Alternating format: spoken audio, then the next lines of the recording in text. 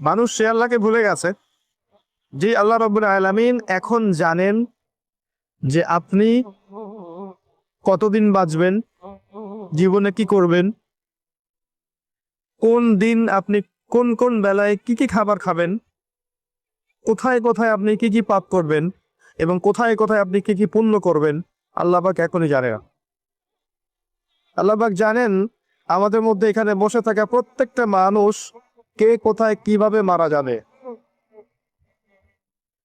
কার জীবনে কি আছে, কার পরকালে কি আছে।